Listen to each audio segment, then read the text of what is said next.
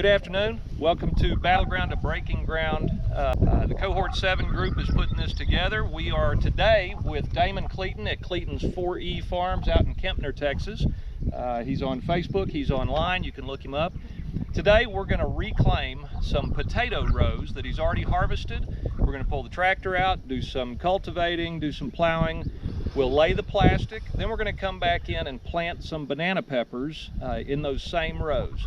Now the bonus for you guys is that Damon will be with us the whole time, sharing his wisdom in the years he's done all of this to help us as we grow our farms and not make the mistakes that he made early in his career, because now he's got it wired tight. So let's head on out to the farm and see what we can learn.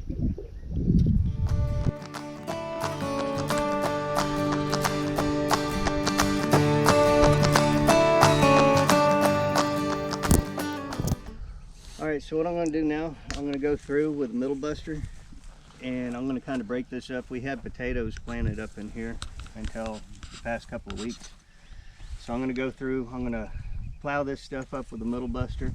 Then we'll come back with the bedder. We'll go ahead and we'll make our new rows and we'll throw the cultipacker on and we'll firm that bed up before we get ready to put the drip tape back down and put the plastic on. So this is a big old middle buster. It came off a huge gang and it's been cut down to fit a regular Cat 1 hitch. It's a really heavy middle buster. What they used to do with the middle busters, and they still do a lot depending on the size of the middle buster, if you look how I ran through the rows here, they used to use it for building rows for cotton crops, for corn, things like that. You get a smaller one with smaller wings and a smaller throw. You can build tiny narrow rows with it depending on the spacing and everything else. So this is one of the implements that's multi-purpose. If you don't have a bedder, you can still use a middle buster on the stuff and you can build rows with it like this. So it's a pretty handy tool to have. I use this thing quite a bit.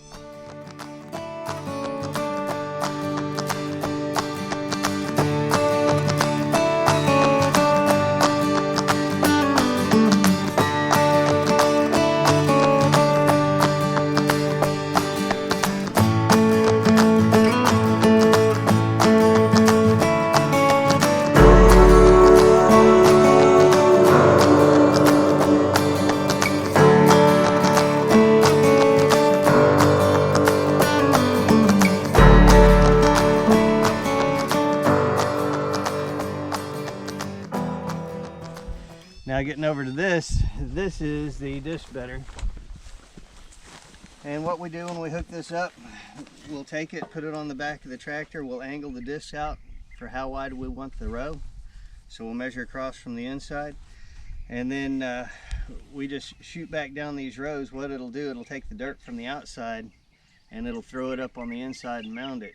What I usually do I start off with it wide and run through with the disc kind of turned out to just kind of fill in the holes in between, and then as I make my second pass I'll turn them back in a little sharper and throw it up and build it up a little higher and get that bed ready. So what we're looking for is about a 3 to 4 inch high bed, about 28 to 30 inches wide before we put the plastic down.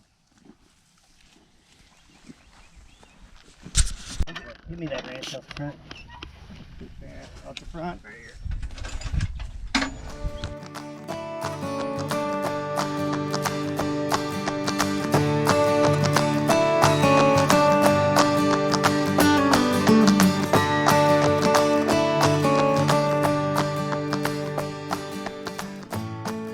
Now as we're taking and I'm angling the disc a little more, throw a little more dirt across the top,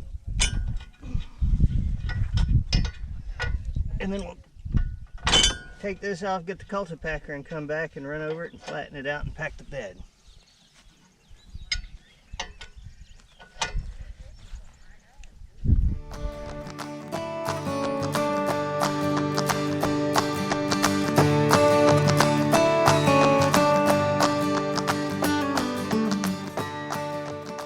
They use cultipackers a lot with corn, other grains and stuff, where after they go through and they drill the seeds in, they'll run a cultipacker across and it just packs the seed down in the seed bed so you get good contact with the soil.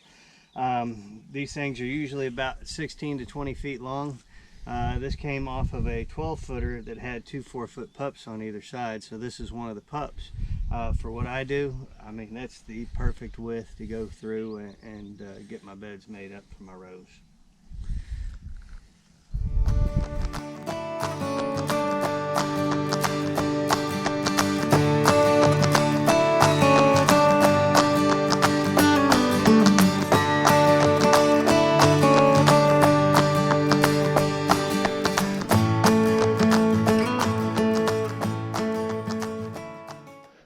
Okay, now I'm going to run the cultivator through. The way I have it spaced out, we're going to groove out on the edges. That way when we go through and lay the plastic, we'll have dirt to pull back over the edges of it.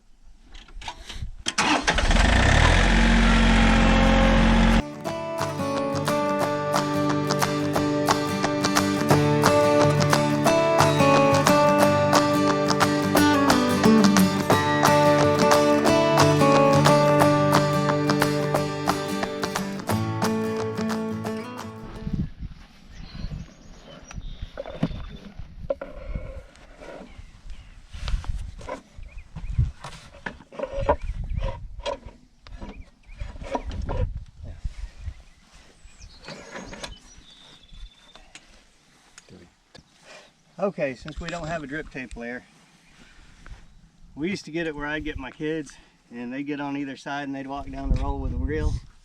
And my 7-year-old went, "Dad, why don't you just put it through the back side of the tractor and we pull it out?" So we've been doing that ever since, so I think he's kind of got a knack for it.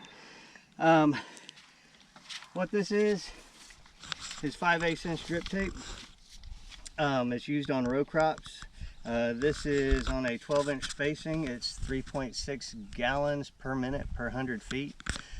So if you are watering your crops, you can kind of calculate how much you need to leave the water on for how many gallons per crop. Really water efficient. It does not use much water, especially in conjunction with the plastic mulch. It'll retain water. With my tomatoes and my squash, which are really water intensive, I water them twice a week now since they're under plastic, and I water them for about 3 to 4 hours at a time depending on the heat level. So this stuff is fantastic. It's a money saver and it improves your crop yields also. Hey Damon, is there a chart anywhere by chance that gives you the watering rate for the plants or how much they need? It is. Or is it an experiment? You can look online and see how much they need. It'll tell you, but with the weather around here, some days it's cool, some days it's hot. I just play it by ear. I go walk the plants and look at them every day, and you can tell if they're starting to droop, okay, add a little more water. If tomato leaves are curling, or you're starting to get blossom rot on the end of your squash and stuff, okay, too much water, cut back.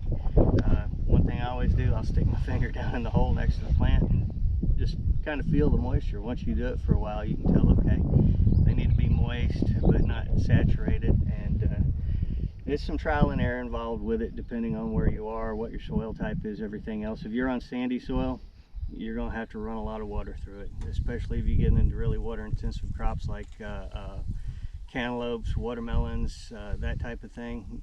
They're going to be demanding in sandy soil. Versus a clay soil, you don't need as much water because it will retain water, so you have to be really careful with that one too.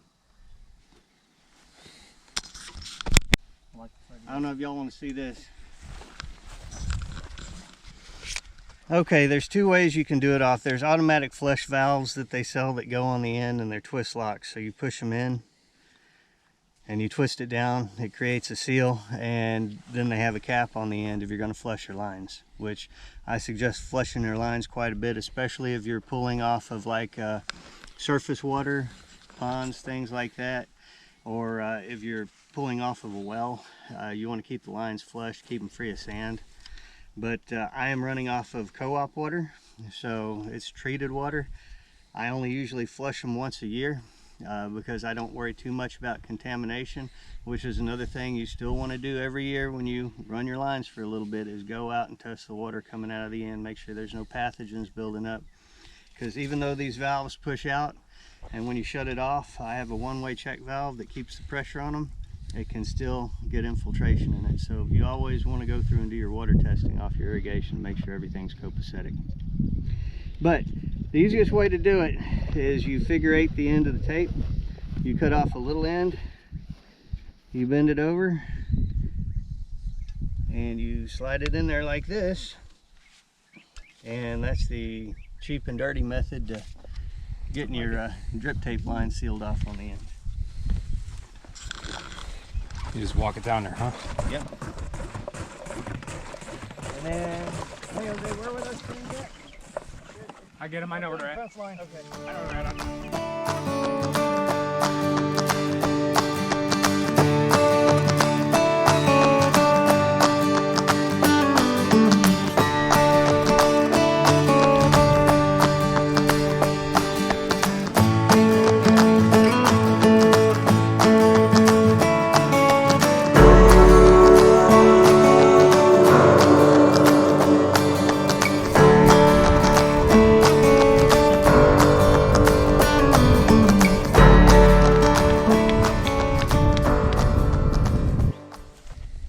Okay, we already have our feeder line run,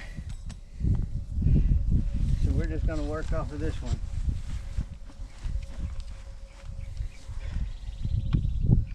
Okay, what we do right here, this is a 3/4 inch poly line. I use it for my laterals to feed my irrigation tape. It's connected back here to a 1-inch line that runs up to the manifold with a spin filter and the water supply on it. You know, I was talking a while ago about you always want to flush your lines because of sediment.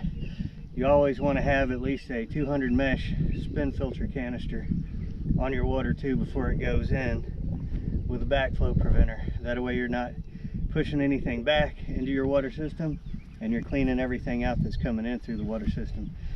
Some of the bigger operations that are pulling off wells, surface water and stuff, they have big sand filters like a swimming pool filter. The more crap you can keep out of your lines, the longer your lines will last, and the more even water you'll get on your plants. Now, do they handle all sorts of PSI as far as water PSI in there? This one handles from 3 PSI is the minimum to activate this, and then I think it's either 76 or 78 PSI is the max off of this rivulous drip tape that you can pressurize it to. I always have little pressure valves that I put on the stuff, so I keep it running about 50 all the time, and that serves me pretty well for You got what I that need. coming off your filter side up there, or? I have one on the house side, or on the source side. I have one coming off on the manifold too, just to check and balance on it in case one of them goes, because they'll blow pretty quick if they overpressurize. It's not like a pop-off valve or anything. But what we do with this is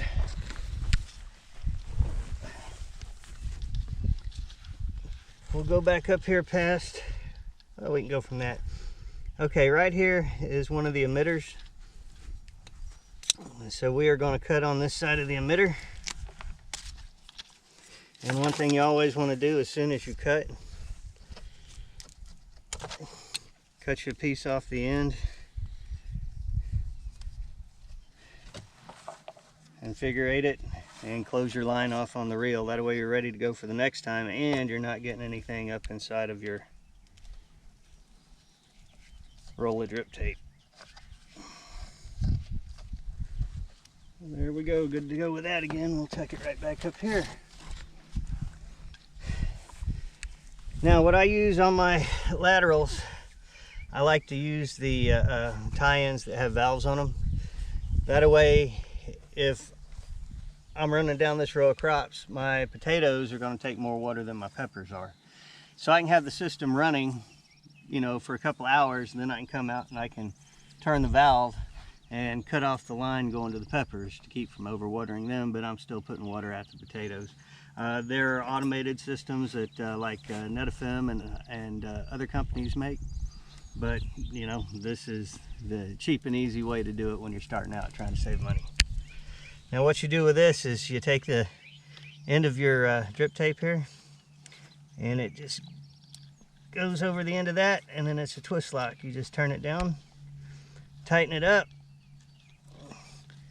turn your valve on, and you're good to go. Just make sure the white side of your tape is up all the way down the row, and you're ready to go. I'll go get the plastic and show y'all the poor man's plastic mulch layer.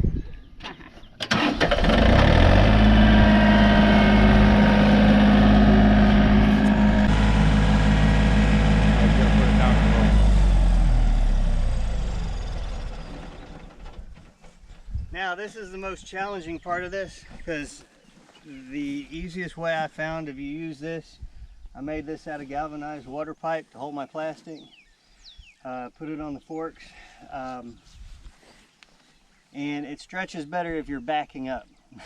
So it's a little tricky, especially when you're doing it by yourself, but it can be done, and it doesn't work too bad. First thing we're going to do, we're going to get some shovels, and we're going to have to dig down right about here. So we're going to lay the end of this plastic in, anchor it, and then we will go from there.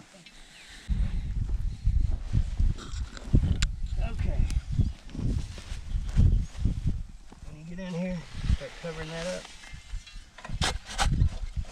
This one might be better for And you can grab some dirt from inside those too, if you got to.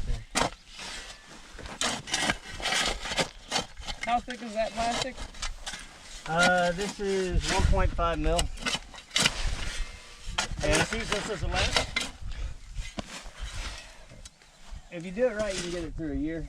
If you pull stuff up, replant back through the holes. And you do want the white side up? Yeah. Now this is double-sided, so it's white on one side, black on the other.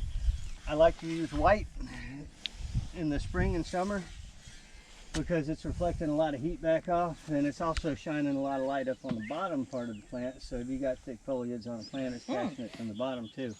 For the fall, I flip it over from my winter and fall side, and I run the black up because it's pulling heat in. Yeah. Now that's enough on there? Yeah, now, here's what we're going to do. Step on it. Stand on it. Well, Stick it.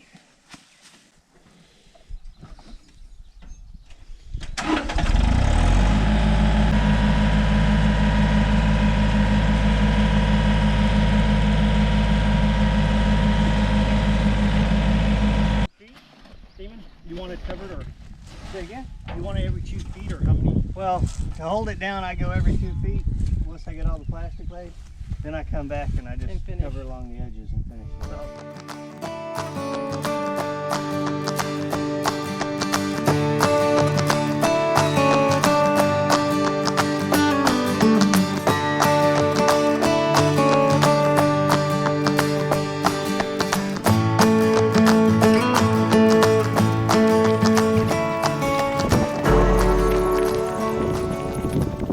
So what we're doing now is we're spacing out where we're going to transplant these banana peppers to.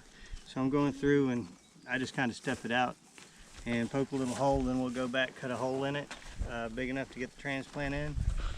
And when you're planting in plastic, especially if you have to cut the holes by hand, you want to make sure it's big enough to get them in. And you don't want to leave plastic on the edge where it'll rub on the plant stem, because it'll start to damage the stem and everything else. There is a thing called a Nibbler Wheel, which is like a round cast iron wheel, and it has little spikes on it that you can push down a row, and it will actually cut and punch spaced holes in the plastic, so you can go that way. I also have another thing called a standing plant, where it's a jab planter. You can jab it in through the plastic, and if you're doing direct seeding or you're doing like 1.5 inch transplants, it works really well for that. That ground may be too hard. It's all right. He's like, I'll get it.